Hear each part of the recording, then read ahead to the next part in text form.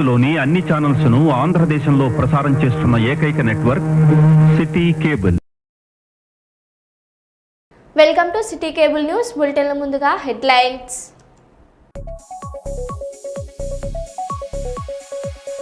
మారు వేషంలో గుంటూరు జీజీహెచ్ ఆకస్మిక తనిఖీ చేసిన సూపరింటెండెంట్.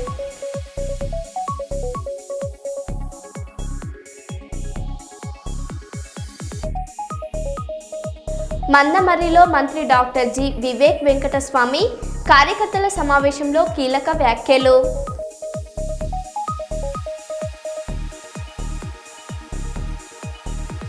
ఘనంగా సుబ్రహ్మణ్యేశ్వర స్వామి షష్ఠి.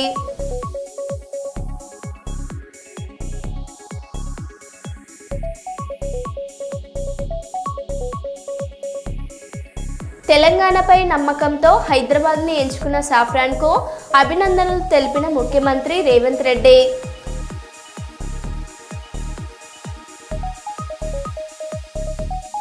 కూలిన రైల్వే కమాన్, భారీ ట్రాఫిక్ జామ్.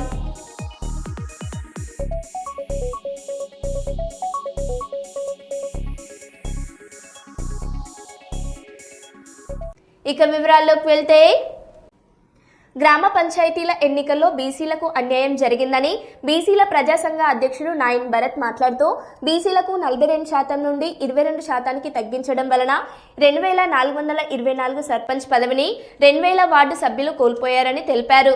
మంచిర్యాల జిల్లా కోటపల్లి మండలంలో ఒక సీట్ కూడా దక్కలేదు. నాగూర్ కర్నూలు జిల్లాలలో 460 సర్పంచ్ పదవుల్లో బీసీలకు కేవలం 83 మాత్రమే కేటాయించారు. గత పంచాయతీ ఎన్నికలలో బీసీలకు 18 నుంచి 22% రిజర్వేషన్లు కల్పించగా ప్రస్తుతం 10 నుంచి 20% కల్పించారని ఆందోళన వెల్లడించారు. బీసీలకు జరుగుతున్న అన్యాయంపై త్వరలో ఉద్యమం కార్యాచరణ ప్రకటిస్తామని నాయన్ భరత్ మీడియా సమావేశంలో తెలిపారు.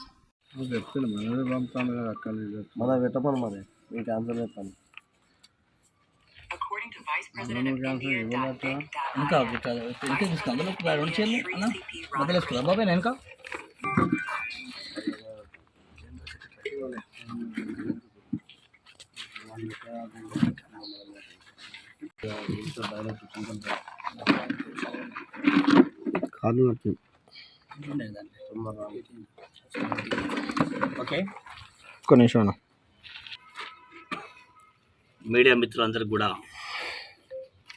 నమస్కారం తెలియజేస్తూ, ఇది ముఖ్యంగా తెలంగాణ బీసీ ప్రజా సంఘం ముఖ్య కార్యకర్తల సమావేశం నిర్వహించడం జరిగింది. ఇవాళ ఈ యొక్క ముఖ్య మీడియా సమావేశం నిర్వహించడానికి కారణం, రాష్ట్రంలో జరుగుతున్నటువంటి బీసీలపై జరుగుతున్నటువంటి కుట్ర రాజకీయాలు, బీసీలను మోసం చేస్తున్నటువంటి ఈ వ్యవహారంపైన ఇక అత్యధికంగా బీసీ నష్టపోతుందని చెప్పి ఈ యొక్క సమావేశం ఏర్పాటు చేయడం జరిగింది. ముఖ్యంగా తెలంగాణ రాష్ట్రంలో ఏ పార్టీ కానీ బీసీల పేరు చెప్పుకొని పబ్బం గడుపుతూ మేమంటే బీసీలను ఎక్కువ ప్రేమిస్తాం, మేమంటే బీసీలకు న్యాయం చేస్తున్నాం అని చెప్పేదో వాళ్ళు ఓవర్ యాక్షన్తో వివిధ రకాల పార్టీలు కానీ బీసీలను వాడుకుంటూ కాలం చెలాయిస్తున్నటువంటి సందర్భం చూస్తూ ఉన్నాం. ముఖ్యంగా కాంగ్రెస్ పార్టీ విషయంలో ఇటీవలే 42% రిజర్వేషన్లు కల్పిస్తాం, మా పార్టీ పరంగా కల్పిస్తాం, మేము మొత్తం రిజర్వేషన్ కల్పిస్తాం, అనేక రకాలుగా అనేక ప్రెస్ మీట్లలో స్వయంగా ముఖ్యమంత్రిగా చెప్పిండు. నిన్న సర్పంచ్ నోటిఫికేషన్ విషయంలో బీసీలకు తీవ్రంగా అన్యాయం జరిగింది. 42% రిజర్వేషన్లు ఎక్కడున్నాయి, ఎవరికి ఇచ్చినావు? పార్టీ పరంగా ఇస్తున్నటువంటి 42% రిజర్వేషన్లు ఎక్కడున్నాయి? ఇవాళ పంచాయతీ ఎన్నికల్లో 42% అని చెప్పి 22%కి మీరు తీసుకొచ్చినటువంటి ఘనత ఈరోజు కాంగ్రెస్ పార్టీ. అంటే బీసీలు నష్టపోవాలా అంటే మీరు ప్రెస్ మీట్ల ద్వారా మీడియా సమావేశాలు ఢిల్లీ వేదిక కూడా చెప్తారు. అంటే ఎవరి మాటలు నమ్మాలి? బీసీల పేరు చెప్పుకొని అధికారంకి వచ్చినటువంటి కాంగ్రెస్ పార్టీ ఇవాళ అధికారానికి వచ్చిన తర్వాత బీసీలను అనగదొక్కడానికి ఇంత అన్యాయం చేస్తారని చెప్పి కూడా మేము కూడా అనుకునేటువంటి పరిస్థితి ఉన్నది. ఈరోజు దాదాపు నిన్న ఇచ్చినటువంటి సర్పంచ్ నోటిఫికేషన్లో రిజర్వేషన్ పరంగా చూసుకుంటే దాదాపు 2000 ఇలా బీసీలే దానికి ప్రధాన కారణం అని చెప్పి సందర్భంగా తెలియజేస్తూ ఉన్నాం. ఇలా అదేవిధంగా బీసీలను రాజకీయంగా ఈ సర్పంచ్ ఎన్నికల్లో ముఖ్యంగా గ్రామాలలో ఉన్నటువంటి బీసీ జనాభాకు, బీసీ నాయకులకు, బీసీ మహిళలకు అందరూ కూడా చేతులు జోడని చెప్తా ఉన్నాం. సర్పంచ్ ఎన్నికల్లో బీసీ అభ్యర్థులను అత్యధిక మెజారిటీతో గెలిపించి మరి బీసీల సత్తా చాటాల్సిన అవసరం ఉందని చెప్పి తెలంగాణ బీసీ సమాజానికి విజ్ఞప్తి చేస్తూ ఉన్నాం. ఏది ఏమైనా కూడా రానున్న రోజుల్లో బీసీలను మోసం చేసినటువంటి పార్టీలకు అందరికీ కూడా బొందబెడతాం. అదేవిధంగా తెలంగాణ బీసీ ప్రజా సంఘం కమిటీలు పూర్తి స్థాయిలో పూర్తి అయినాయి. దాదాపు 33 జిల్లాలకు గాను 25 జిల్లాలకు జిల్లా అధ్యక్షులు ప్రకటించడం. మిగతా మహబాద్ మిగతా ఒక రాష్ట్ర కార్యవర్గం ఆ కమిటీ కూడా దాదాపు ఒక 15 రోజుల్లో పూర్తి కమిటీ మీకు నివేదిక ఇస్తాం. ఇదే సందర్భంగా కార్మికుల ఐక్యత కోసం నిజంగా లారీ అసోసియేషన్స్ కార్మికులైతేనేమి, లారీ అసోసియేషన్, డ్రైవర్ల అసోసియేషన్స్ వారికి అభివృద్ధి కోసం పాటుపడుతున్నటువంటి బీసీ నాయకుడు వేముల శ్రీకాంత్ గారిని మరి తెలంగాణ బీసీ ప్రజా సంఘం రాష్ట్ర వైస్ ప్రెసిడెంట్గా మరి రాష్ట్ర కమిటీ ఆదేశాల మేరకు వారిని నియమిస్తూ ఉన్నాం. రానున్న రోజులలో ఈ రాష్ట్ర కమిటీ పూర్తి స్థాయి బాడీని అన్ని జిల్లాలలో ఉన్నటువంటి అధ్యక్షులను, మహిళా విభాగంతో పాటు అన్ని జిల్లాల్లో ఉన్నటువంటి వివిధ రకాలు ఉన్నటువంటి కమిటీలన్నీ కూడా పూర్తి స్థాయిలో చేసి బీసీ సమాజానికి, బీసీ ప్రజలకు అందుబాటులో ఉంటామని చెప్పి సందర్భంగా తెలియజేస్తూ సెలవు తీసుకుంటున్నాం. గ్రేటర్ వరంగల్ పరిధిలోని 18వ డివిజన్లోని క్రిస్టియన్ కాలనీలోని సీసీ రోడ్డును దర్జాగా కబ్జా చేసేందుకు కంచె వేసిన ఇంటి ఓనర్. వివరాలు ఇలా ఉన్నాయి. స్థానిక ప్రజలు చెప్పిన వివరాల ప్రకారం క్రిస్టియన్ కాలనీలోని సాయిరామ్ చికెన్ సెంటర్ నుంచి గాంధీనగర్ వరకు వెళ్లే సీసీ రోడ్ పక్కనే ఉండే వ్యక్తులు రోడ్డుకు అడ్డంగా కంచె వేయడంతో పాటు స్థానిక ప్రజలను, స్కూల్కు వెళ్లే చిన్నారులను, కూలి పనికి వెళ్లే ఉద్యోగాలకు వెళ్లే వారిని భయభ్రాంతులకు గురి చేయడంతో పాటు రౌడీలతో బెదిరింపులకు గురి చేస్తున్నట్లుగా చెబుతున్నారు. అయితే సీసీ రోడ్డుపై కోర్టులో కేసు ఉన్నా కూడా మీరు ఎక్కడ చెప్పుకుంటారో చెప్పుకోండి, మాకు మీతో బల్దియాతో పోలీసులకు చెప్పుకున్నా ఎవరూ ఏమీ చేయలేరు అంటూ దుర్భాషలాడుతూ ఇష్టం వచ్చినట్టుగా మాట్లాడుతున్నట్లుగా చెబుతున్నారు. ఇప్పటికైనా వెంటనే ప్రజాప్రతినిధులు, జిల్లా కలెక్టర్ స్పందించి సీసీ రోడ్డుపై వేసిన కంచెను తీసివేయాలని కోరుతున్నారు. వాటిని ఇప్పుడు మాదని చెప్పని ఆగబట్టి మేము దూరంలో వస్తా అంటే పోతా అంటే తిట్టుడు ఇటు రావద్దు, మీరు రావద్దు, ఎవరు రావద్దు, ఏనందుకు రావద్దు అని తిడతా అంటే ఇది న్యాయమే అన్యాయమే? ఇటువంటి కథలు చెప్తాను. వాళ్ళు అక్కడ ఆ రోడ్డు మీద కూర్చొని తాక్కుంటా వచ్చిపోయేటోళ్ళని తిట్టుకుంటారు. మా పరిస్థితి ఏంటంటే మేము ఎవరైనా చెప్పుకోవాలండి. ఇగో ఇది పరిస్థితి వాళ్ళని ఇక్కడ చేస్తాం. 2005 నుంచో 2006 నుంచో ఈ ప్రాబ్లం మొదలైంది. నీతు ప్రసాద్ గారు కమిషనర్గా ఉన్నప్పుడు అక్కడ వాళ్ళు గోడ కడతామంటే కూరగొట్టినారు. మున్సిపల్ రోడ్ అని నీతు ప్రసాద్ గారు కమిషనర్గా వచ్చినప్పుడు దాన్ని కూలగొట్టిపోరు. అంతేకాకుండా ఇక్కడ ఒకటి మోరి కట్టింది, ఈ స్థలం అంతా మున్సిపాలిటీ అని చెప్పేసి అక్కడ వేసింది ఆయన. ఇక్కడ అక్కడ వరకు కూడా వేసేది అది. ఇది మున్సిపల్ రోడ్, కమిషనర్ గారు తెలుసు, అందరికి తెలుసు అది. మరి ఇప్పుడు వచ్చే సమస్య ఏంటంటే ఇది మా స్థలం అంటారు. మరి అది ఎట్లా వాళ్ళ స్థలం అవుతుందో మాకైతే అంటే వాళ్ళకి ఏమైనా డాక్యుమెంట్స్ ఉన్నాయి? వాళ్ళ డాక్యుమెంట్స్ ఉన్నాయో మాకైతే తెలియదు. మా దగ్గర మాత్రం డాక్యుమెంట్స్ ఉన్నాయి. వాళ్ళు ఆ రోజు పక్కకుంటారు సార్, అక్కడ ఆ రోడ్డు మీద ఉంటారు వారు. మరి పోలేపాక డాని, సాలమన్ రాజు వాళ్ళే తెలుసు మనకు. వాళ్ళు జనరల్ గా వాళ్ళు ఇక్కడ ఉండరు, ఎవరు ఉండరు. కానీ ఏదో వచ్చినప్పుడు మాత్రం గిరియర్ వెళ్ళి ఉంటారు కాదు. తెలంగాణ రాష్ట్రంలో ఎన్నికల నగర మోగింది. నిన్నటి నుండి కోడ్ అమల్లోకి ఎన్నికల కమిషన్ తీసుకురావడంతో రాష్ట్రంలోని అన్ని జిల్లాలలో హడావిడి కనిపిస్తుంది. ములుగు జిల్లాలలో జరగబోయే గ్రామ పంచాయతీ ఎన్నికలు 3 దఫాలుగా జరుగుతాయని కలెక్టర్ దివాకర్ టిఎస్ తెలిపారు. మనకి సుప్రీం కోర్టులో స్టే ఆర్డర్ ఉంది కాబట్టి మంగపేట మండలంలో మనము గ్రామ పంచాయతీ ఎలక్షన్స్ ఇప్పుడు నిర్వహించట్లేదండి. ఓకే, నమస్కారం. ములుగు జిల్లాలో మనము నిన్న స్టేట్ ఎలక్షన్ కమిషన్ ఆధ్వర్యంలో నోటిఫికేషన్ ప్రకారంగా 3 విడతల్లో మనము గ్రామ పంచాయతీ ఎలక్షన్స్ కండక్ట్ చేయబోతున్నాము. Phase 1, phase 2, phase 3. ఫేజ్ 1లో తాడ్వాయి, గోవిందరావుపేట్, ఏటూరు నగరం. ఫేజ్ 2లో ములుగు, మల్లంపల్లి, వెంకటాపూర్. ఫేజ్ 3లో కన్నాయిగూడెం, బాజేడు, వెంకటాపురం మండలాలు ఎలక్షన్స్కి వెళ్ళబోతున్నాయి. నిన్న నుంచే ఎంసీసీ కోడ్ అమలులో ఉంది.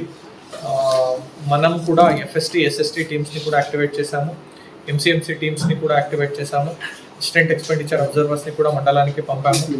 Already training 2 rounds ROs and పిఓస్కి అయ్యింది. మళ్ళీ ఒక రౌండ్ ట్రైనింగ్ ఈరోజు, రేపు కూడా ప్లానింగ్ చేస్తున్నాము. సో మనము క్యాండిడేట్స్కి అందరికీ చెప్పేది ఏంటంటే అడ్మినిస్ట్రేషన్ తరపు నుంచి 100% free and fair election conduct చేయడానికి అందరూ అధికారులకి స్పెసిఫిక్గా ట్రైనింగ్ ఇవ్వడం జరిగింది, ఎలక్షన్ ట్రైనింగ్. క్యాండిడేట్స్ కూడా సహకారంతో అన్ని రూల్స్ని పాటిస్తూ ఎలక్షన్ని సక్రమంగా నిర్వహించాలి. ఒకవేళ ఎవరికైనా ఏమైనా ఇబ్బందులు, ఏమైనా క్వశ్చన్స్, కన్ఫ్యూజన్, ఏదైనా వాళ్ళు క్లారిటీ కూడా చేసుకోవాలి అని ఉంటే మండల స్థాయిలో, క్లస్టర్ లెవెల్ స్థాయిలో మనము హెల్ప్ డెస్క్ క్రియేట్ చేశాము. డిస్టిక్ లెవెల్లో కూడా ఒక డిస్టిక్ కంట్రోల్ రూమ్ కూడా మేము పెట్టాము. ఎవరైనా ఇన్ఫర్మేషన్ కావాలి అనుకున్న వాళ్ళు సంప్రదించవచ్చు. మీకు అన్ని రకాల సపోర్ట్ డిస్టిక్ అడ్మినిస్ట్రేషన్ తరపు నుంచి మనము చేస్తామని చెప్తాం. జయశంకర్ భూపాలపల్లి జిల్లాలో పడకేసిన పారిశుద్ధ్యం. గత 5 రోజులుగా విధులు బహిష్కరించిన కార్మికులు. ఈ నెల 22న చెట్లు నరుకుతూ మృతి చెందిన మున్సిపల్ కార్మికుడు బొల్లి రాజయ్య మృతదేహంతో కలెక్టరేట్లో ధర్నా. పోలీసులు లాఠీచార్జ్. మున్సిపల్ అధికారుల నిర్లక్ష్యంతో కార్మికుడు మృతి చెందాడని సిబ్బంది ఆగ్రహం. రాజయ్య కుటుంబానికి 50 లక్షల పరిహారం ఇవ్వాలని కార్మికుల డిమాండ్. మున్సిపాలిటీలో అధికారుల అక్రమాల వల్ల తమ ప్రాణాలు పోతున్నాయని ఆవేదన. మున్సిపల్ కార్యాలయం ఎదుట రిలే నిరాహార దీక్షలు కొనసాగిస్తున్న కార్మికుల నిరసనలతో ఎక్కడికక్కడే ఆగిపోయిన పారిశుద్ధ పనులు. జిల్లా కేంద్రంలో కంపు కొడుతున్న కాలనీలు పరిష్కరించాలి. కార్మికుల ఐక్యత.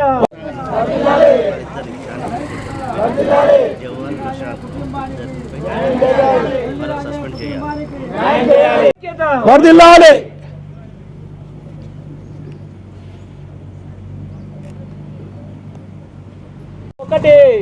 ఇవ్వాలి న్యాయం చేయాలి. బొల్లి రాజయ్య కుటుంబానికి వెంటనే న్యాయం చేయాలి.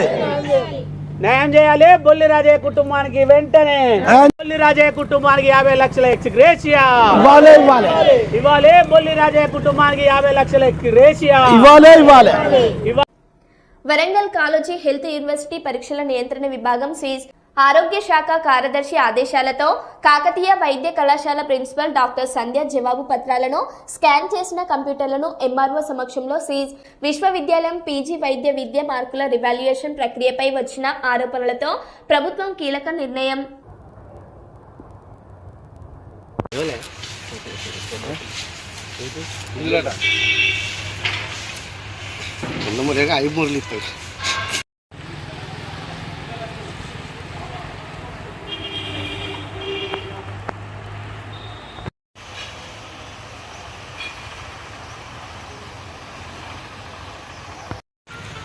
నేను ఎప్పుడు బాంబులు కావాలి సార్, కలవండి కలవాలి సార్. ఇప్పుడు మరి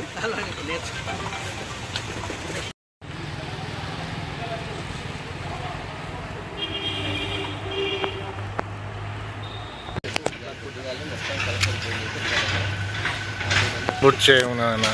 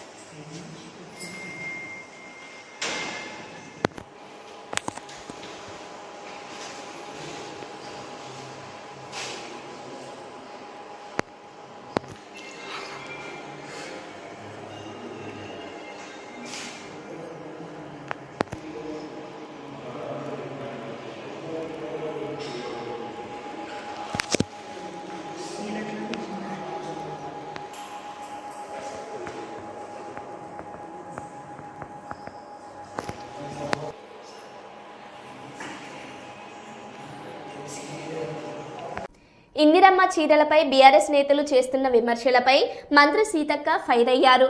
బీఆర్ఎస్ లీడర్ల దుష్ప్రచారం పూర్తిగా తగదని ఆమె స్పష్టం చేశారు.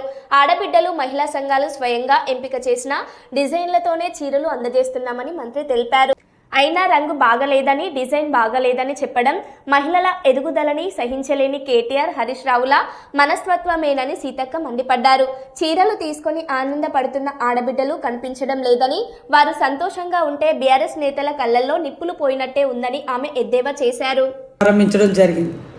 ఈ చీరలను చూసి ప్రతి ఆడబిడ్డ సంతోషపడుతుంటే సహజంగానే మీకు తెలుసు ఆడబిడ్డలు సంతోషపడితే మరి బీఆర్ఎస్ నాయకులు కల్వకుంట్ల కుటుంబం కళ్ళల్లో నిప్పులు పోసుకుంటుందని. అందుకనే మరి ఈ చీరలు బాగలేవని, లేదా ఎలక్షన్ల కోసమని, లేదా కొంతమందికే ఇస్తున్నారని ఏదేదో తప్పుడు కూతలు కూస్తున్నారు. అయ్యా, మీ చీరలు బాగున్నాయా, మేమిచ్చిన చీరలు బాగున్నాయో రాష్ట్రంలో ఉన్న ప్రతి మహిళకు అర్థమయ్యి గుండెలకు కత్తుకొని ఫోటోలు దిగి పెడతా ఉన్నారు. అది మీకు పాపం భయం అనిపిస్తుంది. మేము ఈ చీరలకు ఆర్డర్ ఇచ్చి దాదాపుగా 1 year వస్తుంది. ముఖ్యమంత్రి గారు కన్న కళ ఏంటిదంటే 1 కోటి మంది మహిళల్ని కోటీశ్వర్లను చేయాలి. 1 కోటి మంది మహిళలు కావాలి అంటే మరి 1 కోటి మంది మహిళలను మహిళా సంఘాల్లో చేర్చాలనే లక్ష్యంతో ఈరోజు ఇచ్చిన 67 లక్షల చీరలు సరిపోవట్లేదని ఇంకా 33 లక్షల చీరల వరకు మరి మళ్ళీ ఆర్డర్ ఇవ్వడం జరిగింది. దాదాపుగా అంటే పూర్తిగా 1 కోటి మందికి. దీన్ని నిస్సిగ్గుగా మరి హరీష్ రావు లాంటి ఒక నాయకుడు అబద్ధాలకు కేరాపు హరీష్ రావు. నేను ఎప్పుడో చెప్పిన కదా, అబద్ధాలకు నిలువుటద్దామని. మేము 67 లక్షలకు ఆర్డర్ ఇచ్చిన 67 లక్షల చీరలు రాష్ట్రంలో పంపిణీ జరుగుతున్నది. అది గ్రామీణ ప్రాంతంలో ఒకసారి, మరి పట్టణ ప్రాంతంలో మరొకసారి. ఎందుకంటే చేనేత కార్మికులు ఏదో మేము దుబాయ్ నుంచి లేదా సూరత్ నుంచి కిలోల కొద్ది తీసుకొచ్చిన చీరలు కాదు. చేనేత కార్మికులు వాళ్ళు స్వయంగా నేర్చిన చీరలు మేము అక్కడే ఆర్డర్ ఇచ్చినాం కదా.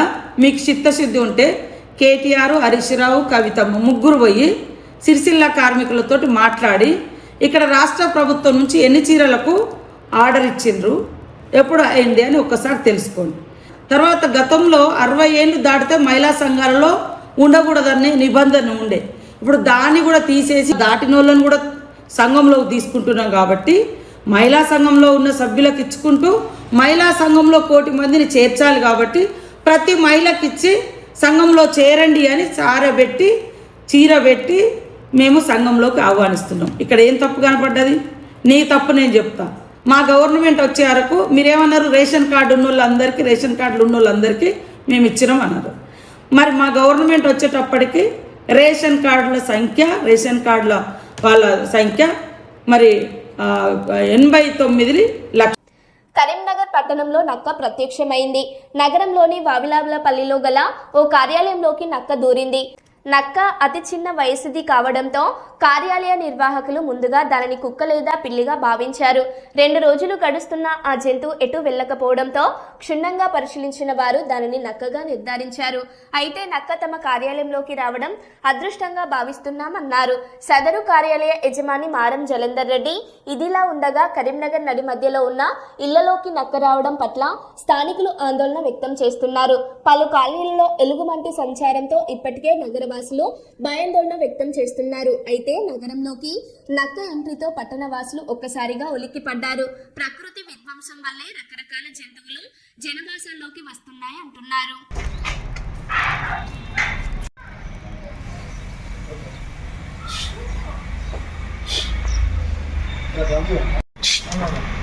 ఓకేనా విజువల్ మళ్ళా కూర్చోండి. కన్ఫ్యూజ్ ఉంటుంది పిల్లో నక్కను. ఇప్పుడు అర్థమైంది నక్కనే.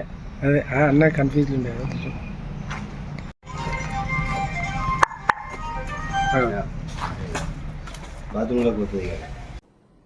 సింగరేణి డిపెండెంట్ ఉద్యోగాల విషయంలో కాంగ్రెస్ ప్రభుత్వం ద్రోహం చేస్తుంది. కవిత 129 మంది అన్ఫిట్ కోసం పెట్టుకుంటే కేవలం 23 మందికే ఆమోదం.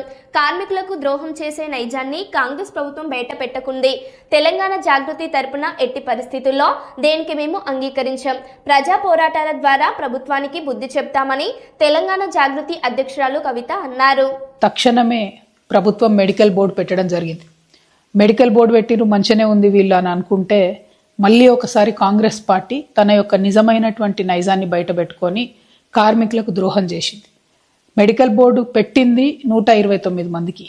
ఈ 129 మంది అందరు కూడా ఆ ఉద్యోగాలు తమ పిల్లలకో తమకు కావాల్సిన వాళ్ళకో ఇచ్చుకోవాలని అనుకున్నారు. తద్వారా వాళ్ళు రిటైర్ అయి భవిష్యత్తులో సింగరేణిలో పనిచేయడానికి మంచి యువరక్తాన్ని ఎక్కించడంతో పాటు వారి కుటుంబం బాగుంటుందని చెప్పి వీళ్ళందరూ కూడా భావించారు. కానీ 129 మందిలో కేవలం 23 మందిని మాత్రమే అన్ఫిట్ చేయడం జరిగింది. అంటే ఇది కేవలం 17.8% మందికి మాత్రమే అన్ఫిట్ చేయడం జరిగింది.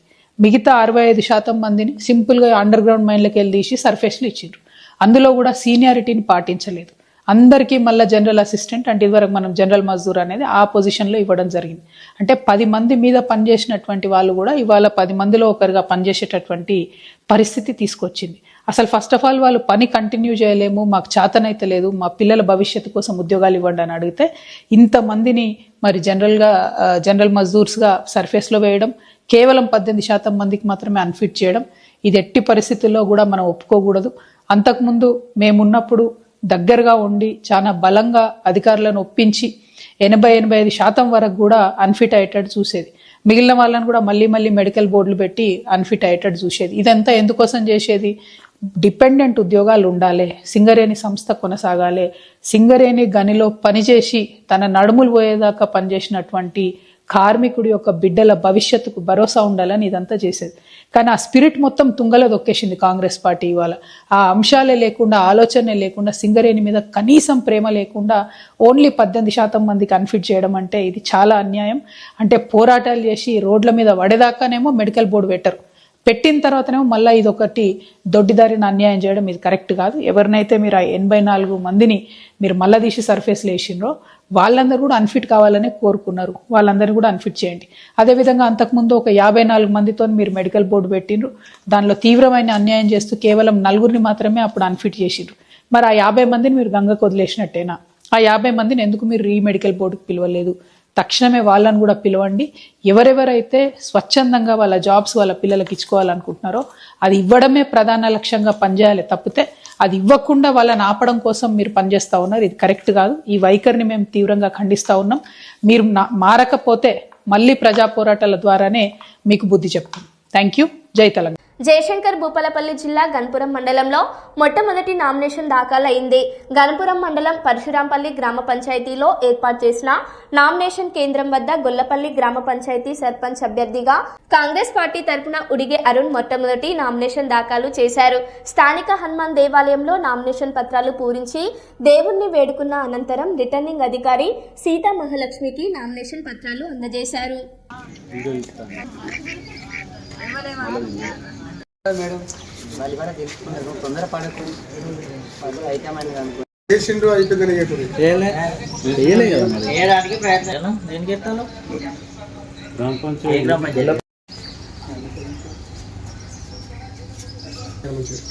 టెక్నికల్ ప్రాబ్లం ఇట్లా ముఖ్యనాటి ఇలా గెలుస్తాడే.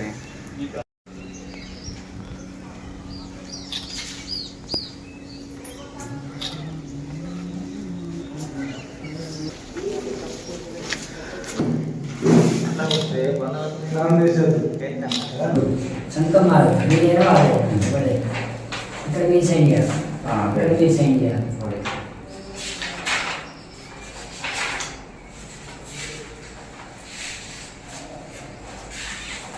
మీ సైన్ ఇక్కడ 3 మెంబర్స్ ఉన్నారు. వాళ్ళని పంపించి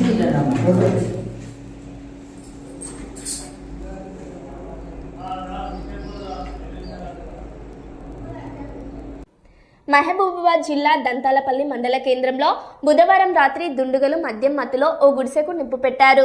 మద్యం మత్తులో ఉన్న సమయంలో కిరణ్కు చెందిన మామిడి తోటలోని గుడిసెకు నిప్పు పెట్టిన ఘటన కలకలం రేపింది. అర్ధరాత్రి సమయంలో జరిగిన ఈ అగ్ని ప్రమాదంలో గుడిసెలో ఉన్న మోటార్, కరెంటు వైర్లు పూర్తిగా దెబ్బతిన్నాయి. దాదాపు 50,000 రూపాయలు ఆర్థిక నష్టం వాటిల్లిందని బాధితుడు తెలిపాడు. తన తోటలో ఇలాంటి విధ్వంసానికి పాల్పడ్డ వారిని గుర్తించి చర్యలు తీసుకోవాలని కోరుతున్నాడు. ఈ ఘటనపై పోలీసులు విచారణ ప్రారంభించారు.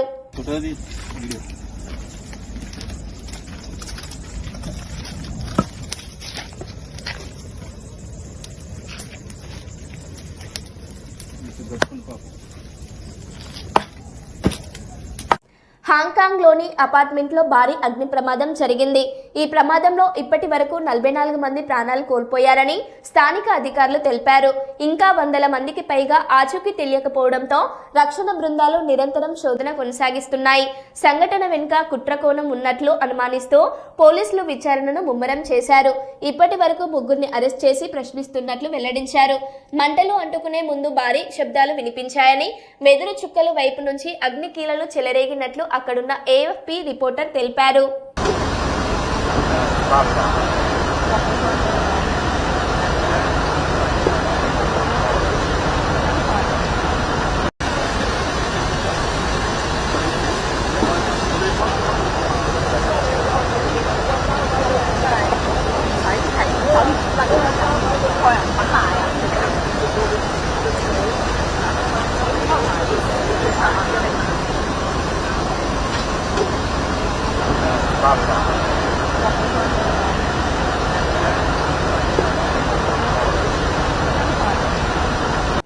మరో బులెటిన్లో మళ్ళీ కలుద్దాం. Stay tune.